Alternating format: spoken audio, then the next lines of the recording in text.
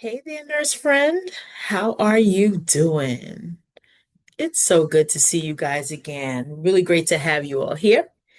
And if you clicked on this video, there's a good chance you finally have a day off. Maybe you're about to have one, and instead of feeling relief, you're already feeling that familiar guilt. You know the one. I should be doing something productive. I should pick up a shift. Other people have it worse than me.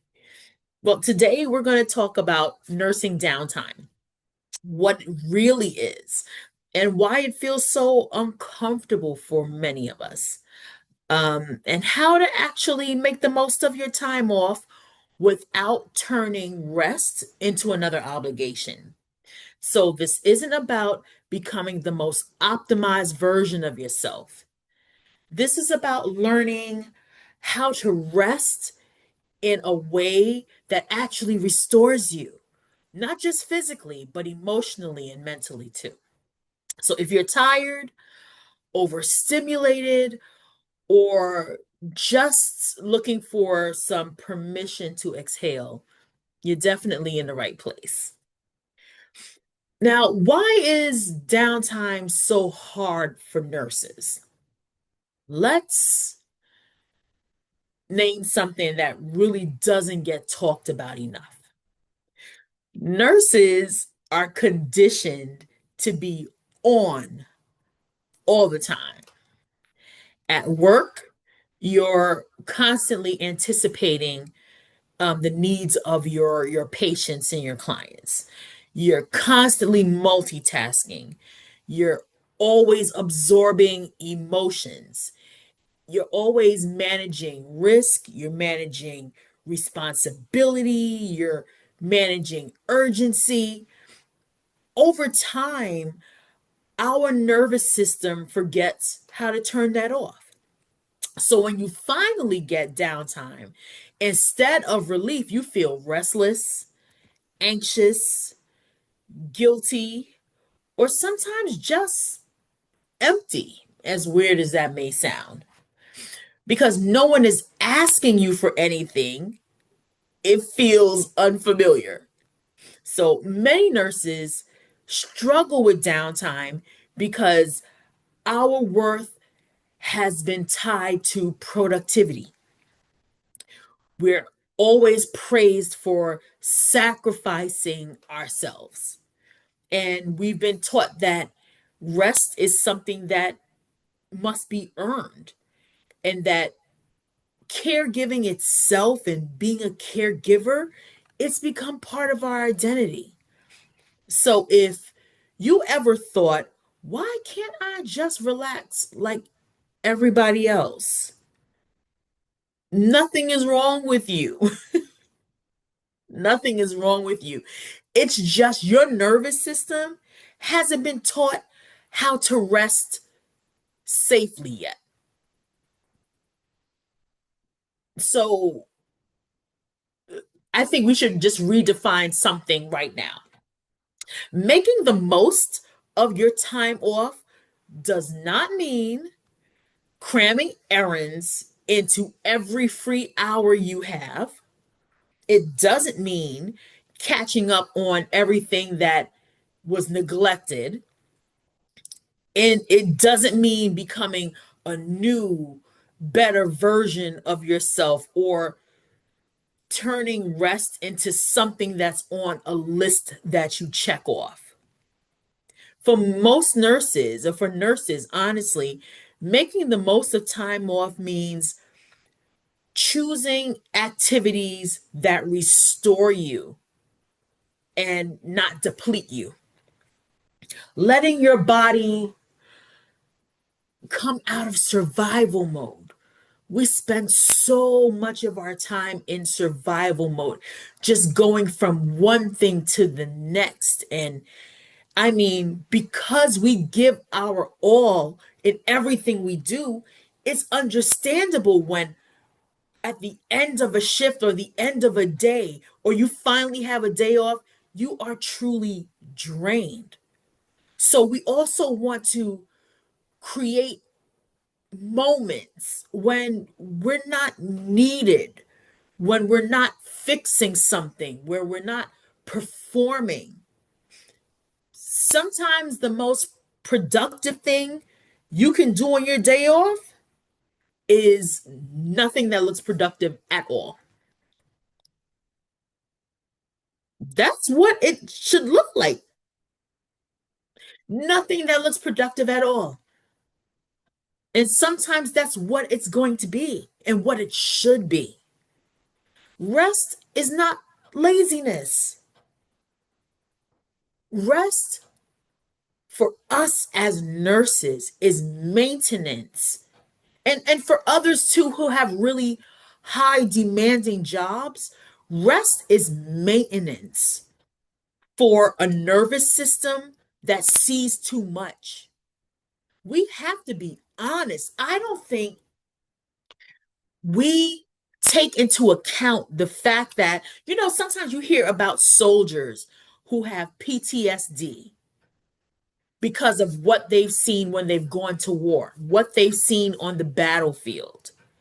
We don't understand that when we punch in, we have our own battlefields that we are a part of every day, every shift. And if we think soldiers have PTSD, what makes you think nurses don't? We absolutely do. And where there are resources available for soldiers who are suffering from PTSD, where are the resources and what does that look like for nurses? Because it's real. It's real. And we can't ignore the fact that it's something that we deal with every day. So let's talk about true rest, the kind that most nurses are actually deprived of. True rest isn't just sleep, although sleep is important and it really does matter. True rest is anything that allows your brain and your body to stop bracing, always bracing for the next. What's going to come up now? What do I have to be prepared for? So, examples of true rest, it's like sitting quietly and peacefully without your phone. Because let's be honest, sometimes as long as we have our phone, we are not resting. We're still on. Lying down without trying to fall asleep. It's like a slow morning where you wake up without an alarm. Like there isn't an alarm there to wake you up. You just wake up naturally. Whenever your good eyes open up and you say, "Good morning." That's what that true rest looks like.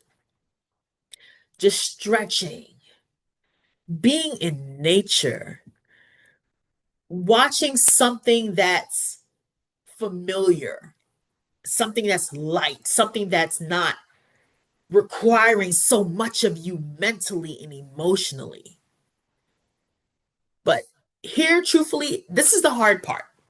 True rest can feel uncomfortable at first. You may feel bored, you may feel restless, like you really should be doing more. And that doesn't mean it's not working, it just means your nervous system is detoxing from constant alertness, which is necessary. We often talk about different types of detoxes. This is a detox that's absolutely necessary.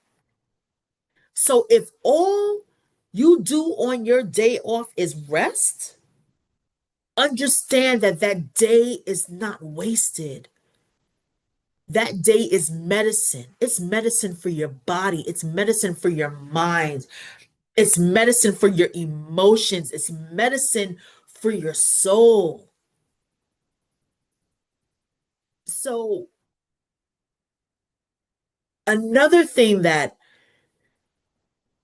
many nurses forget they're allowed to have is joyful rest. And joyful rest is anything that brings pleasure without purpose. There isn't a purpose attached to it. It's not self improvement. It's not, well, if I do this, it'll help my career. Just joy. Just joy. That might look like reading a book. And I'm not going to lie, when I was younger, honestly, to this day now, I love to read. Do you know that was punishment to me as a child? You could just tell how nerdy I was. If my mother wanted to punish me, she would tell me I couldn't go to the library. I'd fall apart. Fall apart. And I know I'm really dating myself here, but back in the day, the library used to have the RIF program. Reading is fundamental. And if you took out a certain number of books and you read them, you borrowed them and read them and returned them, after a certain number of books, the librarian would allow you to get a book of your choice. They had like this whole shelf of just books to choose from. I can't tell you how many books I got from that RIF program. Loved it. Loved it. It just took me to a different place. Just so many adventures, so much that you can do. To this day, I still love to read. But it just might, that's what joyful rest might look like. It might look like reading. It might look like watching a comedy show or a show that's just silly and just laughing at the foolishness you're looking at. It could be crafting, it could be painting, it could be journaling, music, dancing, singing, just being with people who don't need anything from you. It could be that too. See, joy reminds you that you're not just a nurse, that you're a human being with humor, with desires, with preferences. And joy itself is not selfish. Joy is protective. Joy protects us from burnout. So we can't minimize joyful rest. So what we have to seek to have is, all right, being real. Some downtime is going to include light things. Like honestly, what I'm not saying is that life now takes a back seat, because that's not the case. There still will be things that we have to do. There's laundry, there's grocery shopping. There are appointments that we have to go to. And that's okay. It's a part of life. But here's the boundary. Your entire time off cannot become recovery from work and preparation for the next shift. That can't be what that looks like. So I want you to try something. Pick one or two maintenance tasks. And what are maintenance tasks? Laundry, grocery shopping, house cleaning.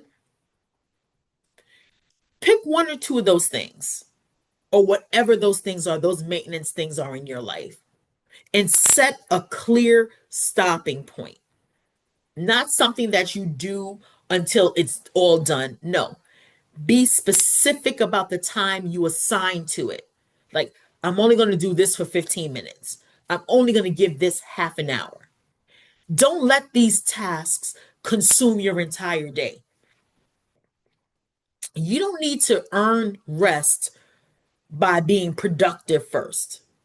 Okay? You don't have to feel that you have to knock 50 million things out before you're allowed to take a break and put your feet up. Rest is not a reward, rest is a requirement. We are not our best when we don't allow ourselves to rest. Okay, I'm a poet and didn't even know it. Oh, gosh. And listen, something else that's really important: releasing the guilt. And you know what I mean when I say this. Nurses feel guilty during downtime. Like you're thinking, oh, you're thinking about work and your coworkers and how they may be drowning without you being there. And that the patients that you took care of, they still need your care. And you feel that you should really be stronger so that you can handle more. The truth of the matter really is your resting doesn't harm anyone. But I'll be honest with you, you being depleted, that will eventually harm people. And first of all, it's going to harm you. So understand you're allowed to rest even when the system itself is broken. You are not here to be the captain to save the system. You are not required to destroy yourself just to prove that you're a compassionate person. Even though we've been told and that's what's been demonstrated to us, that's what we've seen, that this selflessness to the point where you cease to exist. That's when people are like, wow, oh, she was really so serious about her calling and her profession. No, no. We are not called to lose ourselves. We were never called to lose ourselves. Even if that's what was demonstrated and that's what we saw, we were never meant to be those nurses and to be those people. You can care deeply and still choose yourself. Both can exist. It isn't a one or the other. So before you go, I want to just leave you with this question. And again, as always, this will always be a judgment free zone. But let me ask you this question. What would your time off look like if you trusted and really believed that you're already enough? Not that you need to be better, not that you need to be fixed, but that you're already enough.